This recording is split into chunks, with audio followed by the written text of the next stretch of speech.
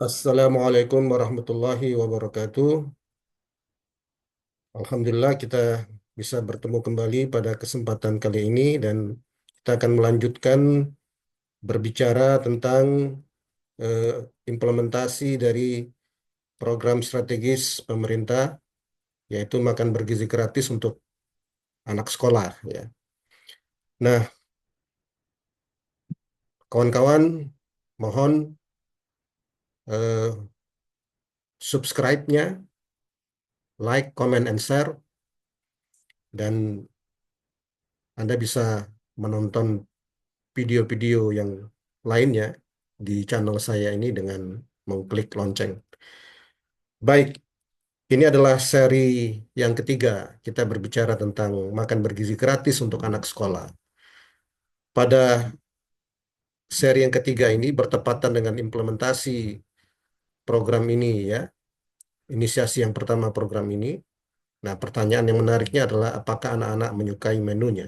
Ya, eh, kawan-kawan sekalian, kalau kita apa kembali lagi merujuk kepada eh, hasil riset ya berkaitan dengan implementasi eh, program makan bergizi dan gratis untuk anak-anak ini, salah satu challenging atau salah satu kesulitan terbesar itu adalah masalah yang berkaitan dengan selera si anak ya. Karena kita tahu anak-anak, apalagi anak-anak kecil yang usianya dari 7 tahun sampai ya 10 tahun ya, anak-anak SD kelas 1 sampai kelas 4 itu pertimbangan mereka yang paling utama itu adalah rasa ya, berkaitan dengan selera. Nah, hal ini perlu diakomodasi oleh pemerintah ya, harus menjadi concern, harus menjadi perhatian, harus menjadi pertimbangan penting di dalam implementasi program ini. Karena kesuksesan program ini ya itu akan berkaitan dengan eh, respon dari anak-anak terhadap makanan yang disajikan. Nah, pada kesempatan ini saya ingin memberikan ilustrasi, salah satunya adalah riset yang dilakukan oleh Alisa dan kawan-kawan. Ini meneliti apa program yang sama di Amerika Serikat, ya, di mana Departemen Pertanian Amerika Serikat atau United States Department Agriculture itu merilis semacam kebijakan baru ya, melonggarkan persyaratan eh, kualitas makanan bagi anak-anak ya di sekolah-sekolah ya.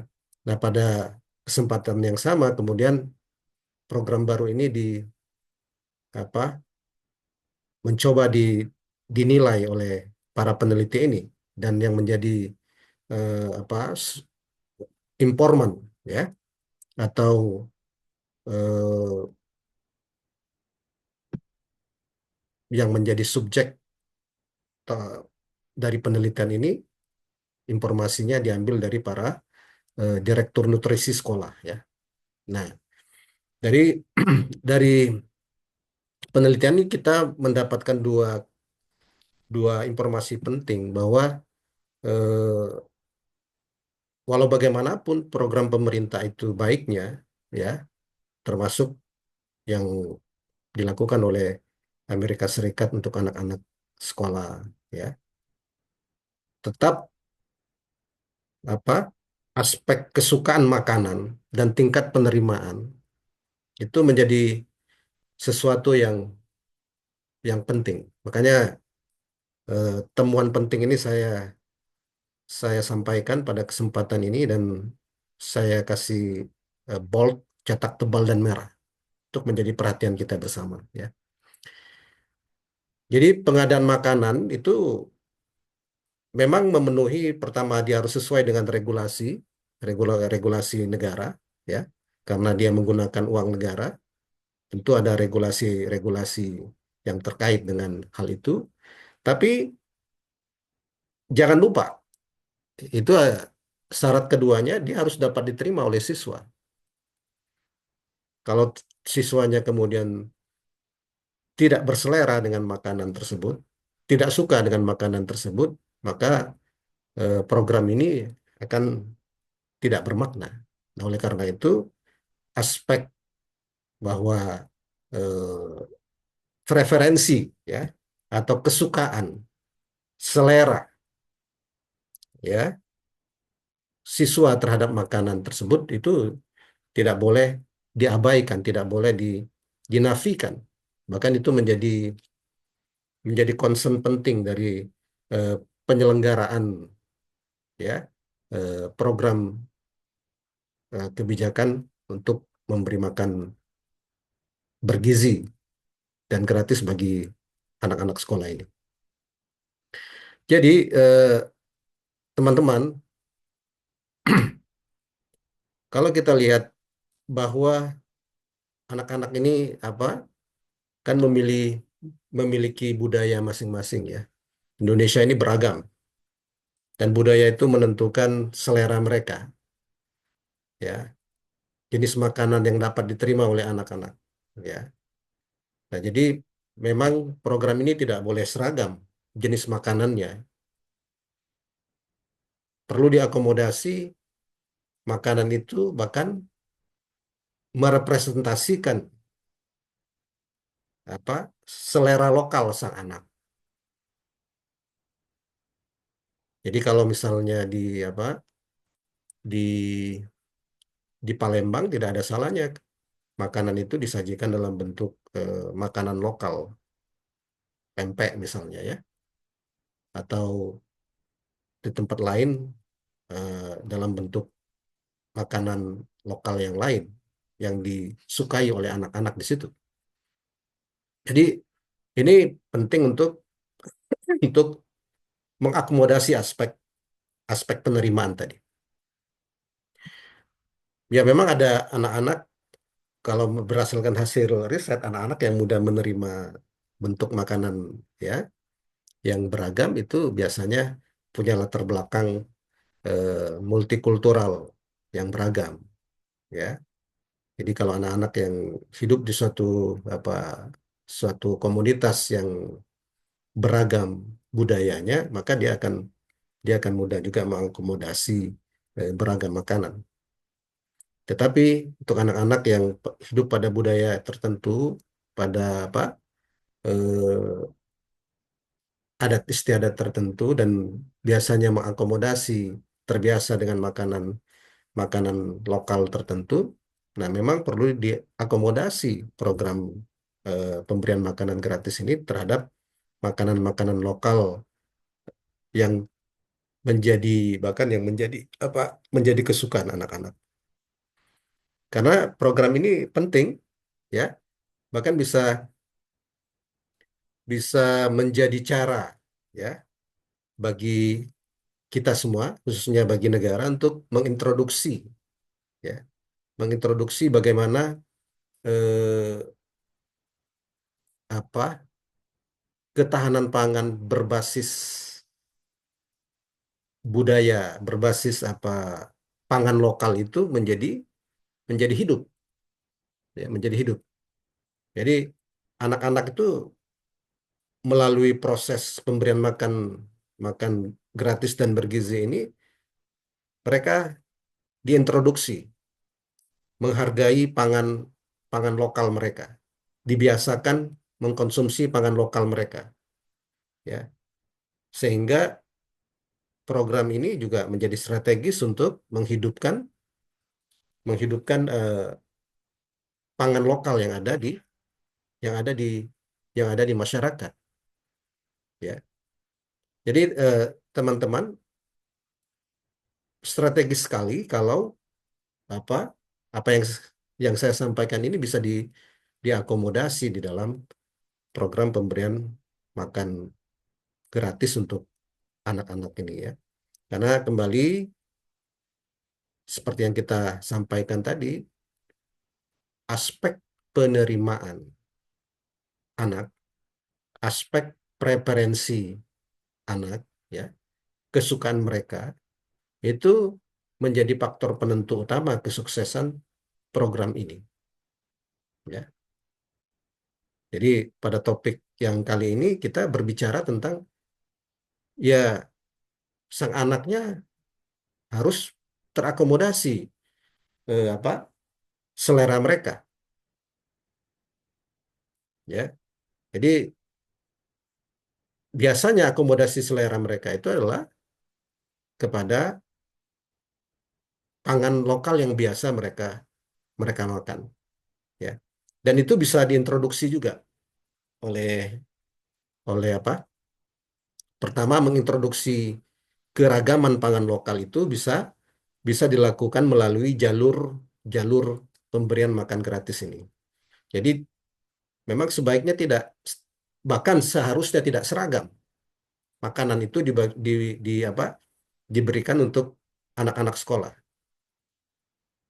Yang tadi Palembang berbeda dengan yang di Jogja, ya, berbeda dengan yang di apa eh, Maluku. Misalnya di Maluku, ya bentuknya adalah papeda mungkin dengan ikan, ya. Palembang bisa dalam bentuk pempek, atau otak-otak, ya. Nah, hal yang seperti itu kita mengajarkan kepada, membiasakan kepada mereka, mendidik kepada mereka untuk apa terbiasa kembali, menghidupkan kembali eh, pangan lokal yang ada di daerah masing-masing. Dan dengan program ini juga bisa mengcreate, ya, bisa menciptakan permintaan untuk pangan-pangan lokal yang ada di daerah masing-masing, ya. Menciptakan permintaan yang meningkat untuk sagu, menciptakan permintaan yang meningkat untuk apa singkong, permintaan yang meningkat untuk apa dan lain-lainnya, ya. Oleh karena itu sangat digarisbawahi jangan sampai program ini kemudian apa komoditasnya dari impor, ya, pangannya dari impor. Misalnya susunya dari impor. Nah, itu adalah sesuatu yang apa yang tidak tepat. Kita menggunakan program ini untuk mendidik anak-anak sejak sejak dini, sejak mereka usia sekolah dasar, sejak TK, mereka mengkonsumsi makanan-makanan lokal yang ada di sekitar mereka, ya, mengkonsumsi makanan-makanan yang bergizi, ya, dan itu eh, tentu perlu proses proses pendampingan, ya. Anak-anak itu kan perlu dididik, diajarkan eh, terkait pangan lokal yang apa yang tersedia, yang bisa dikonsumsi oleh mereka. Nah, teman-teman, jadi ada hasil penelitian yang lain yang apa dapat menginspirasi juga, ya. Jadi bagaimana melalui apa proses pendidikan, ya. Jadi dia diberikan makanan, tapi juga diberikan pendidikan tentang makanan lokal yang apa dimiliki oleh daerahnya, ya, dan dibiasakan dan diajarkan mengapa makanan itu bermanfaat untuk kesehatannya, dan apa dihadirkan makanan itu memang makanan yang enak bagi mereka, yang mereka sukai. Nah, jadi aspek aspeknya bukan hanya menyediakan makan, tapi sekali lagi aspek preferensi anak, ya, menjadi hal yang sangat penting. Kita tidak hanya sekedar menyediakan makan bagi sang anak, aspek preferensinya diperhatikan. Oleh karena itu perlu, ya, memang program ini melibatkan banyak stakeholder, ya, perlu masukan banyak stakeholder. Oleh karena itu, jangan apa ya tertutup terhadap kritik, ya, dari beragam sumber. Kiranya pemerintah membuka, terbuka terhadap beragam kritik untuk memperbaiki, ya, selalu memperbaiki eh, program ini sehingga program ini benar-benar strategis, ya, bisa menjadi seperti yang dikatakan oleh Heckman, peraih Nobel Ekonomi tahun 2000, bahwa ketika kita berinvestasi untuk anak-anak kita, ya, salah satunya dengan memberi mereka makanan yang bergizi, yang apa, yang baik, dan juga memiliki berasal dari lokal mereka, dari sekitar mereka, ya. Kita telah melakukan investasi terhadap pengembangan anak-anak kita. Dan itu nanti, ya, semakin awal dia katakan kita melakukan investasi itu, maka semakin besar produktivitas investasi tersebut. Dan kita mengapresiasi eh, program ini sebesar-besarnya karena ini dalam rangka investasi sumber daya manusia Indonesia ke depan. Tapi sekali lagi, detail, ya, kalau dalam bahasa apa peribahasa dalam bahasa Inggris itu adalah the devil is in detail, ya. Kesuksesan program ini adalah dalam implementasinya. Oleh karena itu dalam implementasinya eh, perlu selalu pemerintah terbuka terhadap eh, beragam masukan, beragam saran, bahkan beragam kritik dari siapapun terhadap eh, program ini, agar program ini menjadi lebih baik dalam implementasinya. Teman-teman, begitu yang dapat saya sampaikan. Mohon Anda bersedia untuk mensubscribe, like, share, komen. Adapun untuk melihat tayangan-tayangan lainnya, silakan Anda klik tanda lonceng. Terima kasih atas perhatian Anda. Kita akan bertemu lagi pada kesempatan lainnya. Assalamualaikum warahmatullahi wabarakatuh.